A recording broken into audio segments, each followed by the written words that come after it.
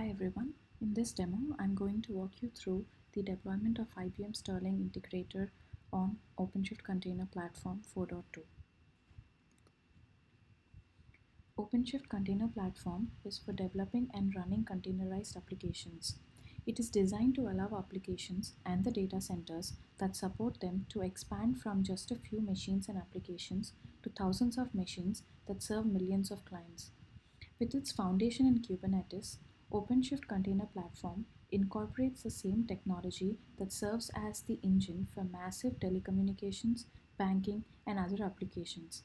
Its implementation in Open Red Hat technologies lets you extend your containerized applications beyond a single cloud to on premise and multi cloud environments. Using containerized application offers many advantages over using traditional deployment methods, where applications were once expected to be installed on operating systems that included all their dependencies. Containers let an application carry their dependencies with them. It offers operating system benefits like containers use small dedicated Linux operating systems without a kernel. So you can deploy applications that require some conflicting software dependencies on the same host. And each container carries its own dependent software and manages its own interfaces. And the other benefit it provides is deployment and scaling, where you can also deploy and test a new version of an application alongside with the existing version without any significant downtime. You can also scale only the required services instead of the entire application, which can allow you to meet application demands while using very minimal resources. OpenShift Container Platform provides enterprise-ready enhancements to Kubernetes. It supports hybrid cloud deployments where you can deploy OpenShift Container Platform clusters to a variety of public cloud platforms like your AWS, Azure, or Google Cloud platforms, or in your native data center. This is a generic architecture of OpenShift platform hosted on Google Cloud, which is what we will be seeing in this demo, where you have the master and the worker nodes. Master nodes manage the complete platform and support the scaling and scheduling capabilities and also manage the data store, whereas worker nodes are where your deployed applications actually run on. And whereas the persistent storage or the volume mounts that you can use on OpenShift in terms of GCP are you can either use an NFS mounts or you can use the standard persistent disks in this scenario. So this is the dashboard for your OpenShift container platform. So initially to install the OpenShift container platform, you will need to get the binaries from your Red Hat portal. So once you become a Red Hat partner, you will be able to get the installables along with the pull secret that you need to install the OpenShift. So to do this installation for installing a cluster on an OpenShift, there are multiple ways that you can do it. You can just quickly install a cluster with the default configurations, or you can customize your cluster, whereas you can specify your own network requirements or your infrastructure specifications and all of that, and deploy a customized cluster, which is mostly the case when you're deploying for any particular company. So the default when you use the default configuration, so it will default to 3 master nodes, which is like the minimum requirement that you use, and at least 2 worker nodes, so where your applications will actually be running. So in this scenario I've used the default configuration and I have 3 machine nodes and 3 master nodes and 3 worker nodes. So once you deploy install applications, there are certain features that you use. For my scenario, I have deployed my OpenShift container platform on the Google Cloud environment. So I'll be utilizing all those resources and all that resources to be able to do it.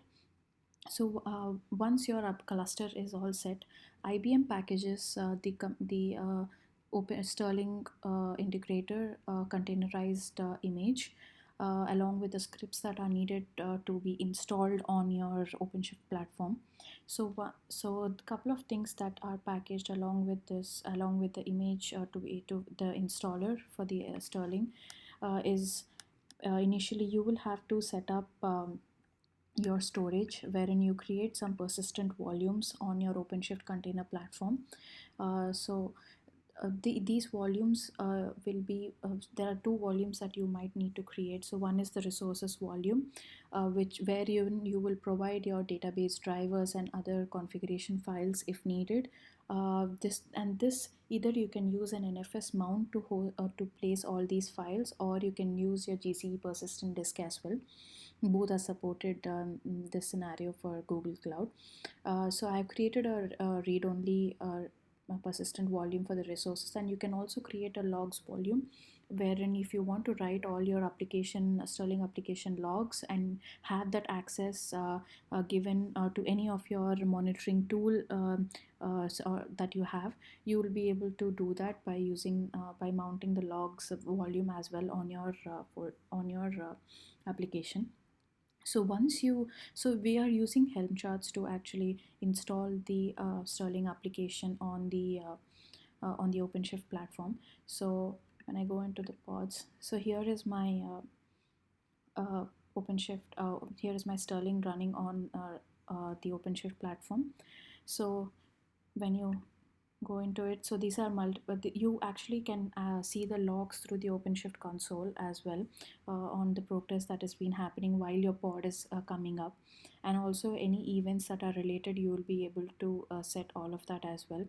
And terminal, you can actually have access to your pod itself, where you can go into the container and be able to see all your files that are being installed. Especially in this case, your install directory will all be visible from here.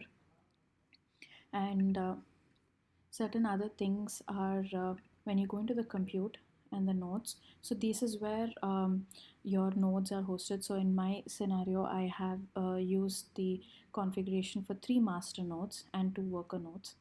So this is where my all my nodes are, and these are all actually hosted on my Google Cloud. So you will be able to see the same set of instances and nodes on the Google Compute Engine as well. And you can actually there's a capability of doing the configuring machine sets, wherein you can define how many machines that you need in particular zones as well. And machine autoscalers is another thing, wherein if you think your processing will be needing more nodes, and at some point you might need to add additional nodes to it, you will be able to do that.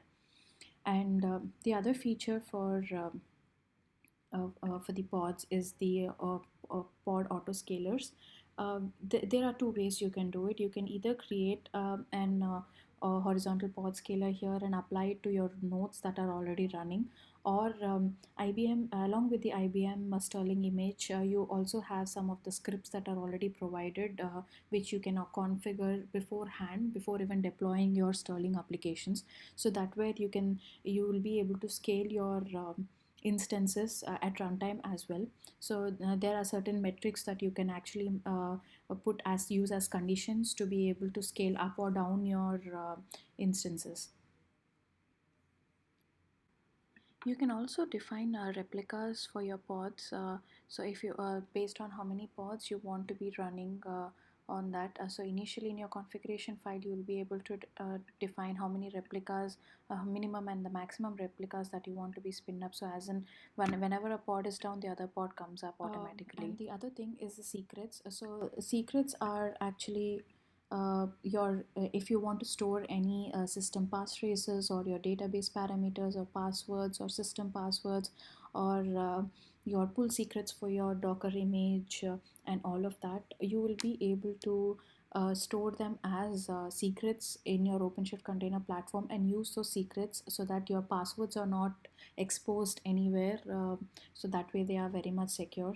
So there are a lot of scripts that the all the secrets that are needed are all bundled up with the Sterling image that we provide. So we'll be able to package that, use that as well.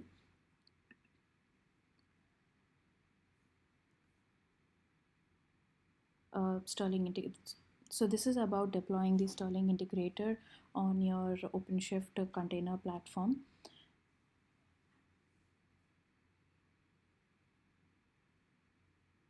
Thank you. For more information, you can check our website www.pragmaedge.com, or you can reach us at info@pragmaedge.com for any queries.